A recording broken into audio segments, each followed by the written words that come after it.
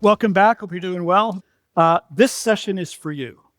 Of course, all the sessions are for you, but this one is really, really for you because this is your data. Those of you that filled out our CIO survey this year, you're going to see the results of that, and maybe in a different way than you've seen it before in terms of the story is really about you and where you fit and where you sit from the ability to execute and scope of control and things like that. So if you've seen this presentation in the past, we've done something just a little bit different with it as we'll go through.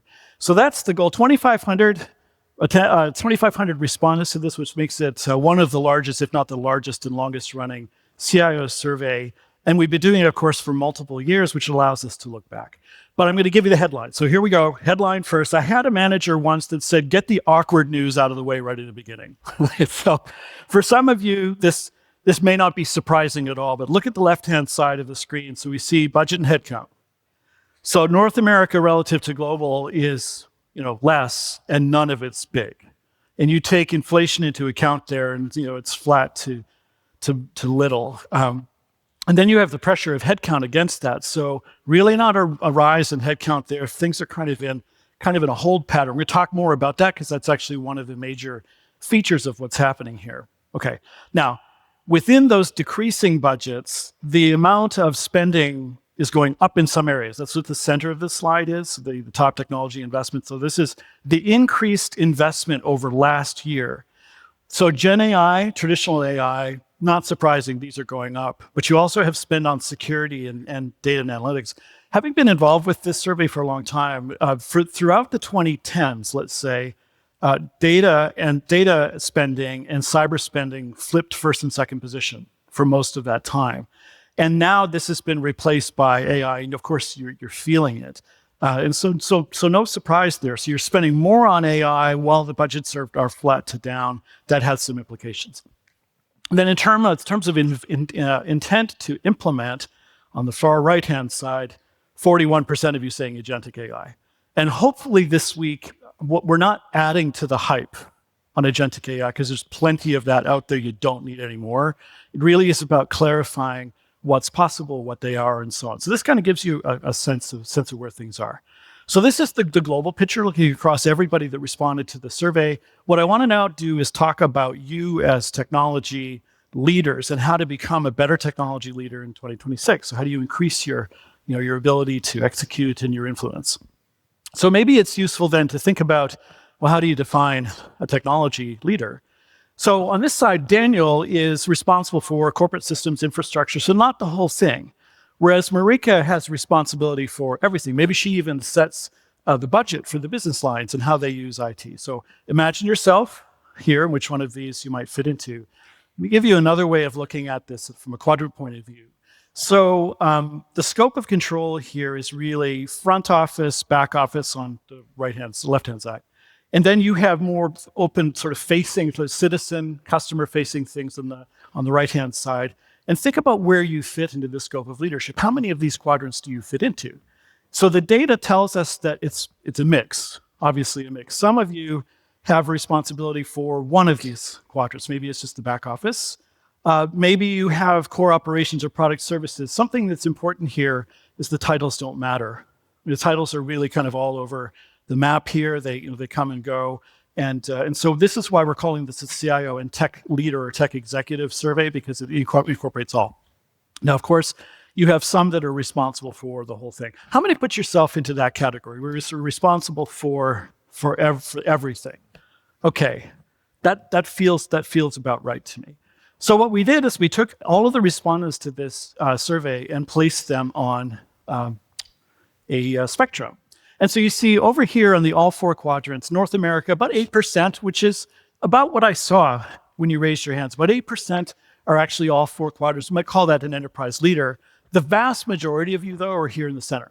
You're in the middle where you have a couple of parts that you're responsible and so on. Of course, the larger organization you're in, you have multiples, perhaps, of these different levels. Okay, so that's how you spread across scope of responsibility. What about ability to execute? And this is where it gets very interesting. Now, this is a really dense chart, so I want to give you just permission to absorb it for a minute here, okay? So you still have scope of responsibility from left to right on the x-axis, but on the y-axis is the ability to execute. And this is, if you were given a task of, say, improving citizen experience or customer experience, and your CEO was happy with that, check. That's up above the line. But let's say you were doing some work and then the costs of AI overran, and so it's maybe not as successful. You put yourself on the bottom line. People were remarkably honest, I must say, in their responses to this. Every dot you see here is an individual respondent to the survey. That's very important to know, okay? Because we're going to come back to this over and over again. If you look at North America, this distribution, which looks very even here, also looks very even when I light up the North American respondents. It's a very, very even distribution. What I noticed just in looking at this several times over the last month or so is it does skew maybe just a little bit higher in terms of ability to execute. So that's encouraging. Okay, so that's the graph. Again, you're going to see this. This is actually called the Leadership Opportunity Matrix. More on that in a second. But I'm going to keep coming back to this. We're going to go into it a couple of different ways to look at some attributes here. Okay, so clearly, we want to say, what did the top performers have in common? And so one hypo that we had walking into this was, well, probably the top performers maybe are up here. So wider scope of control and higher up on the ability to execute. Okay, we proved this hypothesis wrong. That actually the top performers were all across the top entirely. Didn't really matter, scope of control, that we see high performers everywhere. Now, some of you that maybe are in one part of the organization, you're just happy there and you're really good at it. You say, you know what, I'm just going to do this. So there's no pressure here to say, okay, one side's better than the other or whatever. But what we wanted to do is to say, okay, across the top of this matrix here, what were the attributes that were most common? So for the top performers, what did they have in common? There are lots of things that we tested here. Many things that we tested, and the data showed us that these three attributes, agility, risk, and tenacity, were the things that were most common amongst all of them. Agility, risk, and tenacity. So agility comes in multiple forms. I'm going to take you down a specific path there. Risk is being able to think strategically about risk, and tenacity, like Daryl said this morning, heroes are made in the trough. It's the tenacity to just keep pushing when things get hard. The nature of the trough of disillusionment is that that's just where the hard work starts, where the shine comes off of the objects, right? And you realize, it's not magic, or you realize maybe AI isn't the solution to this problem at all. Like maybe there are other things, and for some reason we just want to apply AI to all of it. And so those are some of the mistakes that we make. I was in a meeting with one of the biggest banks in the world and their CEO. If I mentioned it, you would know, and it wouldn't surprise you. But at the end of a day that we spent with him and his payments folks, we were talking about AI and innovation overall, and he said, just do it. Just do it. And there is something about that. But what I want to think about is, like, what's the frame of just doing it? Like, where am I going to just do it in a way that is actually likely to bring me more success than maybe just doing it in other ways? So we'll talk more about that. The point is, though, by identifying these attributes here, these are things that you can control. You can control these things. You have the control to become a more effective leader in 2026. That's the first message here. Okay, so we get pushback often like, if I only had a bigger budget. If I had a bigger budget, I could just do it. I could do that. And so we wanted to test that. So you'd think that those that have the biggest budget are the same that have the highest ability to execute, top performers. So I had my statistics team, fantastic team that also did all the data for the keynote this morning, light it up. So who has the biggest budget as a percent of revenue? Everybody. It's everywhere. It doesn't matter. It doesn't matter. In fact, some of you know that having less budget can actually create better innovation. Have you had that experience where actually you have a constraint and it forces you to make decisions about what to pursue and what not to pursue to make those hard types of decisions? That may be partly at what's at play. Okay, so we tested a lot of other things in order to blow up some myths here about what actually makes you better at execution. So if only I had a bigger team, I'd get a whole lot more done. If I was in an industry like financial services that could do more or whatever, or maybe a bigger company, I'd have more success. None of those things matter. The data tells us very clearly. It looks like the other chart. I'm not going to blight that up again for you again, but it shows you that none of it matters. Okay, well, what about this one? Reporting line. You're reporting into the senior most person, the CEO in many cases or whatever. You'd think that matters, and it doesn't. Wow, right? I mean, that's like counterintuitive to me. I'm like, in fact, many of the conversations I have with executives are like you're trying to position to get to that level. But those of you that do, how many people do report directly to CEO? Okay, pretty good number. It's a blessing and a curse, right? To be that close to power sometimes. Anyways, you see what I mean. Okay, so none of that matters, right? Again, we call this the leadership opportunity matrix. We're, of course, well known for another 2x2, right? Where we judge vendors and their ability to execute and that kind of a thing. This is completely anonymous. But again, each one of these dots represents somebody who took the survey. So are there people in this room that took the CIO survey this year? A handful of. So I thought it'd be fun to light one of you up and show you where you are on this. I could do that. But interestingly, if you do want to know, and you have an executive partner or a relationship with Gartner, you can actually find out. So you kind of figure out where you sat. More on that later. Okay. All right. What a weird year it has been. I spent the morning this morning with a group of large enterprise CEOs, and one of them had the comment and said, you know what, it's felt like we've had 3 different operating environments this year. You measure them out in months.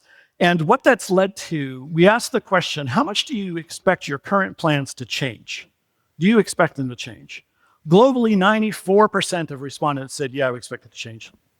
In North America, it's 92%. We have never seen numbers this high. Ever. And you're feeling it, right? You feel this, wow, like I'm planning now, I think that's going to change. I think it's going to change maybe next week or a couple of months. It depends when the next tariff gets announced, right? That's the reaction that you're having out there of what's important enough to react to, but being really agile. All right, so what that means is that you need to be really good at pivots this year, pivots and reprioritization. And that's going to trump calendar-based planning. You know, the types of rituals that we go through for planning are broken right now. We need to do that better. Okay, so let's talk about these key pivots then. And there, go back to agility and to risk and to tenacity. A.R.T, the art of leadership. And that's just better than tar or rat of leadership, right? So A.R.T's just a better word there. Right? But we're going to talk about each one of these in turn. So agility, risk, and tenacity. Again, those are attributes. What I'm going to give you is a specific application of that attribute for 2026. Let's start with agility. So this is moving from annual cycles to just ongoing dynamic reprioritization of resources. The truth is, per your responses to this, 18% of CIOs aren't really great at it, or are really great at it. The rest not so great. It's really hard. It's hard to do. But if you can do it, you get a 20% lift in your ability to execute. Okay? So this means you're going to reprioritize investments, but you also have to have some slack put aside so that as things come up you weren't prepared to deal with, you actually have room to absorb them. And this is just good financial hygiene. When I talk to CFOs, they say, yeah, well, that's what I'm paid to do. Like that's actually my job. On the IT side, especially as you have budgets flat and the increase in spending and things you're not entirely sure are going to create return, this analysis is very, very important. But it means seeing into the future. So thinking through things as they happen. And of course, scenario planning is the technique that you might do. Think about it in the context of tariffs here, in that if the tariffs are of short-term duration, maybe you kind of keep most things going, but you pull the gas off of something else. If they were to go on further, then you might actually start to be more aggressive in terms of what you pause. One of those might be pausing some aspect of legacy modernization, because carrying that debt might be more useful than trying to pay it off like in the moment. That might be something. What I worry about a little bit here is that we may cut into the dependencies that AI needs to be successful. So be careful about cutting too deep into, say, your data projects, because if those aren't great, you're not going to get great results. And it's hard to sort through. We have a toolkit you can use to go through this. I'm not going to go through that in detail, but it actually leads you through a series of questions that helps you analyze what do you have, what should you stop, what should keep going, and so on. Okay, and so at CarMax, Shamim does this in a way that seems really obvious, but isn't always that easy in terms of working this scenario planning with the business. Because it's not technology shocks you're responding to, it's business shocks. So what are the ones that the business cares enough about to prioritize or to deprioritize, and that then becomes a guide to what you should keep doing. Okay, second one, risk. The very specific implementation of this right now is rethinking the mix of providers, global and regional. Okay, so this is the hardest one of them all. 28% are, I shouldn't say the hardest one, it's the one that brings you the most value. So 28% of you say you're good at this, but it actually gives you a 50% boost if you are. Okay, let me show you the data here. We asked the question, do you intend to revisit your vendor engagement mix? So where are they located specifically? In the US, 69% say, no, we're okay. 31% said, okay, well, we'll consider it. When you go outside the United States, it looks like this. Half are saying we're rethinking our mix. And the question I most often get when I visit with CIOs outside of the US is, how do I decouple from American vendors? And if you're a global enterprise, you may be having that conversation across your footprint as well.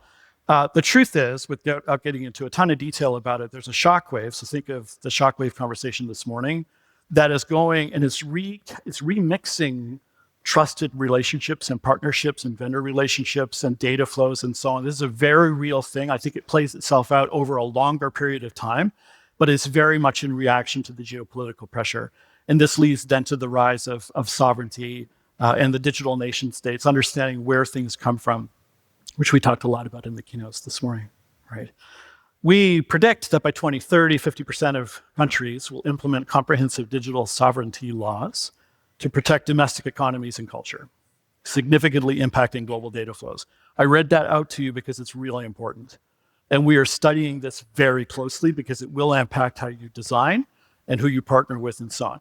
I'm not saying that the hyperscalers are going to get blown up and replaced by European providers or whatever, but it might happen in 15 years, right? So maybe there's something happening here that's actually useful and healthy from a democratization of IT perspective, but it's not instant. So we're watching it. What I want you to do is really think about, do I need to actually change that balance? So clearly local vendors are going to have a better compliance with local laws, hopefully, right? Less data privacy risk and so on. But with the global vendors, you get economies of scale, you get certain capabilities and so on. So that sovereignty we're talking about will have to be enforced through contract and mechanisms, increasingly through semantic layers and that kind of a technique. But probably you're thinking, okay, there are parts where I actually have to rebalance this. This is very true for, say, your supply chain peers, and it's true for some of you in this audience as well. Okay, tenacity, push on through, just do it. Here, in this case, I want us to think past productivity, individual productivity, and more towards the deeper financial impact that's possible. We talked a lot about this in the keynote this morning. I just want to touch back on it again. 33% of you say you're good at this now. Gives you a 25% boost if you are. Now, here's a little bit of tension. You tell us that these are the most important outcomes that you seek. Employee productivity, number one. Reduce costs is there. Improve customer citizen experience. So there's actually a pretty healthy list of things that you tell us are the outcomes that you're seeking through the application of technologies like AI. But when we ask the CFOs, they say, yeah, we're getting value, and it's saving time, and that's it. That's all they see. It's a very bottom line view of savings and value. Hopefully by the end of this week, you'll have a better sense of the whole value. So what's the value of not losing a great developer, for example? They're not seeing the money savings. They're not seeing the increases in profit. So we need to work on this together to move there, because saving time is not saving money. It's just not. Be tenacious and go further. A way to look at this is, okay, you're starting to get some productivity gains over here on this side. So, and many of you are here. So you're starting to see some gains, up to 15%, some higher than that, depends how you're applying it. Depends how greenfield it is. For example, greenfield is easier to be productive. And in this place, you're saying, oh, okay, maybe I don't need to hire 4 or 5 more people. Maybe I can get away with 2. So you're tempering perhaps your expectations of how much hiring you're going to do. The interesting result of this, by the way, is there are a bunch of 20-year-olds that can't find work. If you have kids that age, have gone through technical training, my advice to you is to buy low. Get that talent. You need it. Those people that are going to cut at that level are going to regret it sooner than they think. But this is kind of the discussion that's happening. We have some that are saying, oh, okay, actually, we're getting a really much more significant potential for reduction, help desk line, customer service lines. And so there's an opportunity to reduce headcount. But it's much more about the talent remix that we talked about this morning than it is about reducing. So they're getting swapped in for other things. As you move more towards the right-hand side of this graph, you have the opportunity to let AI take on more of the work, and you reposition people to do other things.